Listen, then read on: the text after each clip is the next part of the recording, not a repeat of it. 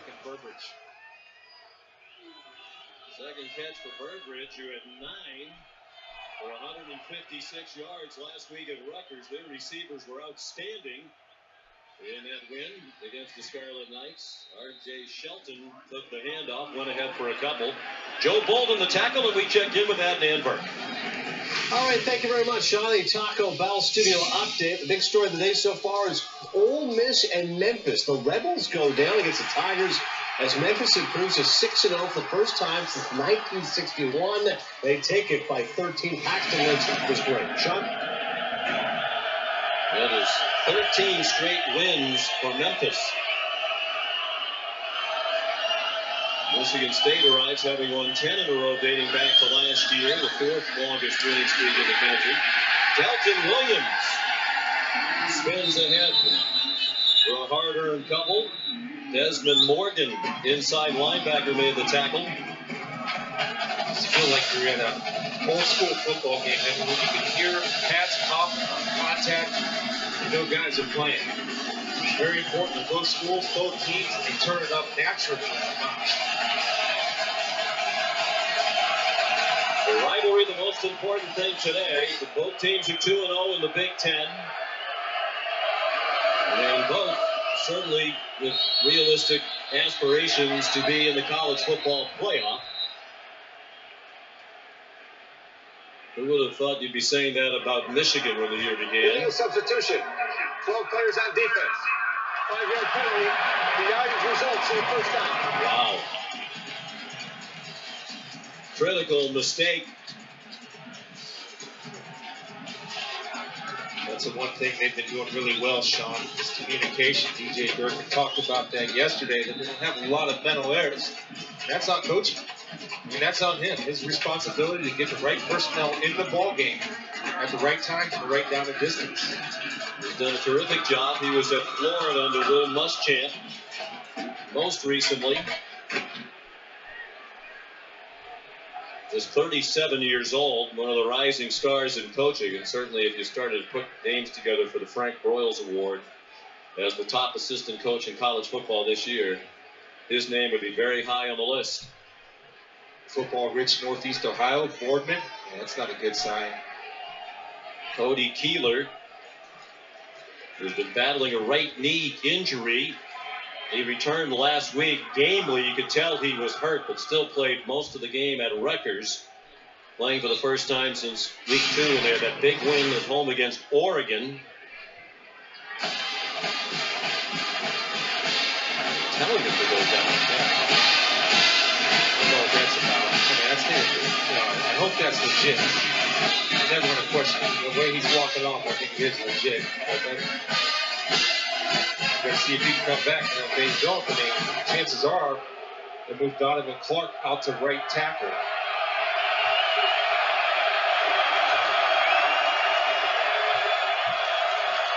They have done that. Benny McGowan's moved from left guard to right. David Fields at left guard.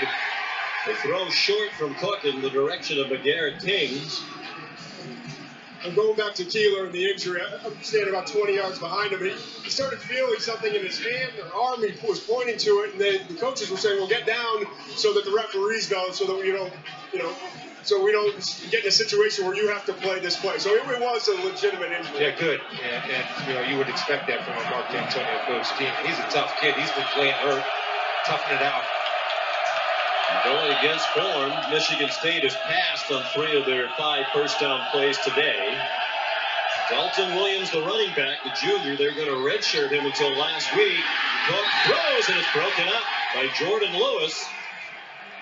DJ Durkin says he's playing at an all-American level, and he had the coverage on Aaron Burbridge. Well, this is the matchup. I mean, it's skill on skill. Our speed guys against your speed guys, and right now, when they've gone man-to-man, the Wolverines have won that battle. Jordan Lewis, excellent job of keeping his discipline and not looking back too soon at the quarterback so the receiver can't pull away.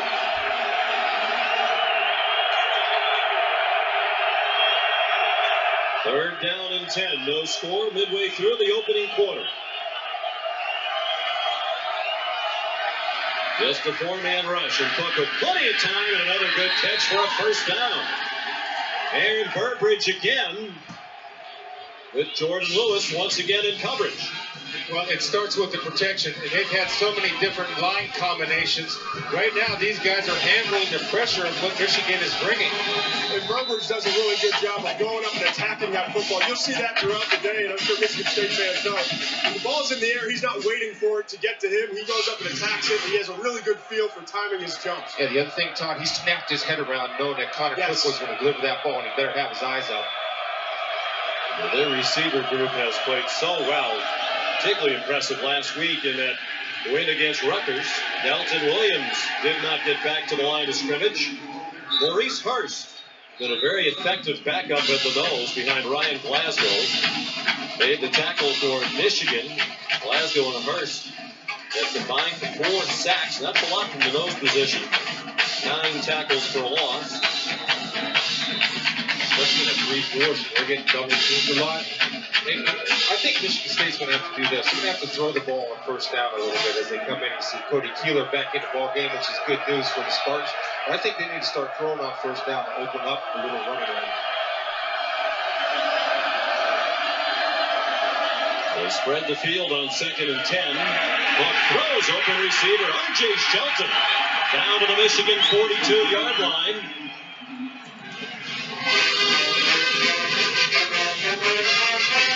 Looks like Jabril Peppers is going to get turned around, number 5. As R.J. Shelton runs a little switch route, there's a nice little pick by Burbridge. If they're man-to-man like that, those are called man beaters when you start rubbing defenders close together and hoping for the big off.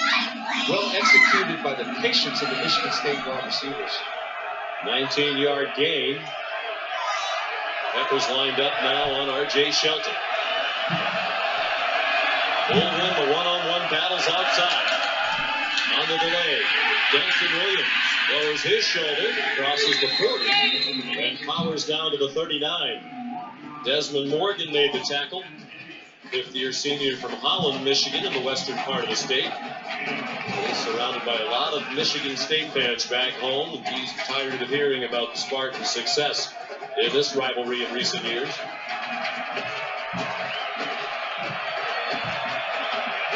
Trevin Pendleton, the fullback in front of Delton Williams. Williams with a flag down at the offensive line. Williams got back to the line of scrimmage, and that's all. Ben Gideon made the tackle. John O'Neill, the referee, one of the best in the country. Personal foul, chop block. Offense number 75 and 76. 15 yards from the previous spot. Repeat second down. Danny McGowan and Donovan Clark. Let's check in back in the studio with Adney and Burke.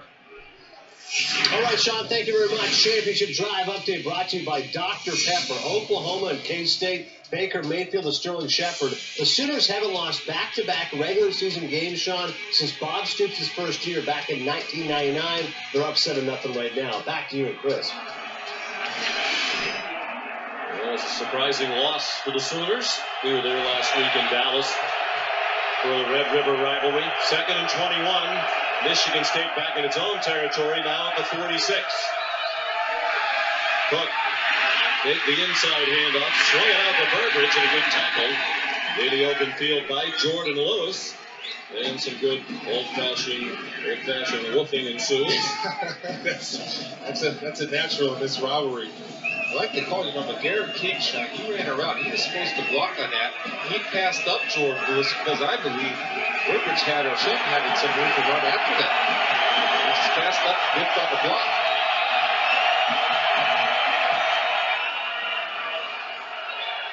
Third and 17. 4.5 minutes to go in the opening quarter. They started from their own 2, the 11th play of the possession. Cook, all kinds of time, flying down to the secondary. It's an interception, at least for the moment, by Devontae Thomas. And he brings it back to the 35-yard line, but there's a flag down to the secondary.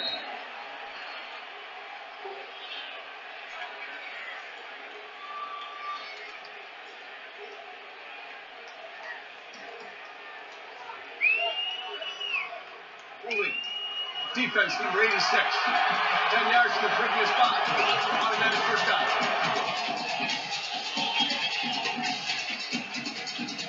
say that the coverage was pretty good right there.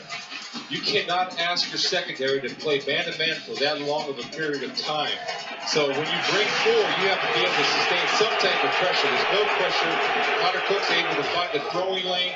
You can see right there, Jordan Lewis tackles the man he was covering. He announced 86, I believe, but I think he meant 26, Jordan Lewis. It was the second time in this drive a penalty against the Michigan defense has given Michigan State a first down. And a reverse. And Burbridge with a running room. And he's run down by Chris Wormley, a defensive end, very near another first down. What a drive this is for the Spartans. That's akin to throwing the ball on first down. Any type of razzle-dazzle. And they use Shelton and Burbridge for their outside running game in a double reverse, which they have not shown on film. Off the jet sweep look. Oh, Wormley running them down at 305 pounds. That's one of the things DJ Durkin said about Wormley. He can really run for a big man, 6'5", fraction over 300.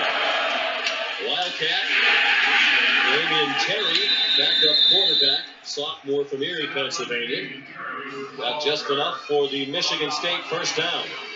See that coming in growth in college football. We saw last week the Wildcat formation with Tyrone Spears in Texas. Urban Meyer uses it in the red zone with J.T. Barrett. You have good players, you try to get them on the field to use their talents. File that one away, too, because we've seen over the years Michigan State loves under Coach Antonio some of those trick plays, and they have Connor Cook on the field, so a double pass could be coming later on.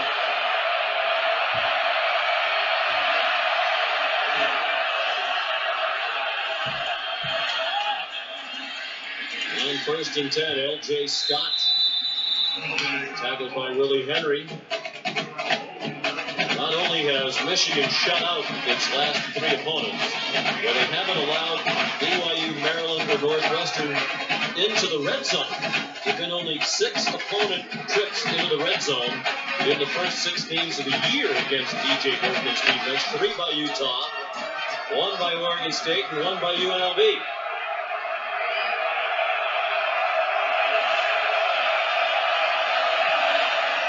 Connor Cook in the flat, patted down.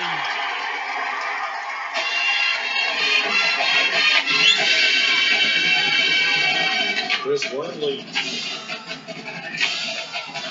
grew up in Toledo, Ohio, a Michigan fan. So you get the feeling in this game, big game, both coaches have a reputation. We're going to see a trick play. I think on special teams before this game is over. By the way, great recognition by Wormley to get his hands in the air. And that little 3-step drop and coming off his pass rush, getting the throwing line. Drive of 8 minutes now. On their own 2, Cook throws, and it's batted down by Jordan Lewis.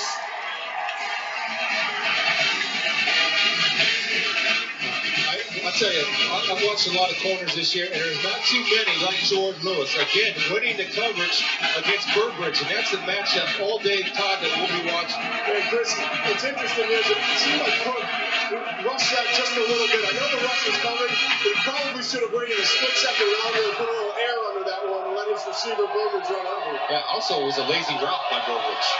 It's too easy to cover. They're going for it on 4th and 8. They're in field goal range, but they've had a lot of problems on special teams, including in field goals. High snap, a blitz from Michigan. Cook throws into single coverage, way out of bounds. Intended for Aaron Burbridge with Jordan Lewis in coverage again. What a battle they're waging head-to-head. After 16 plays, Michigan State turns it over on down. They did manage to move the ball, flip field position, 70 yards. 1:59 to go in the opening quarter in Ann Arbor.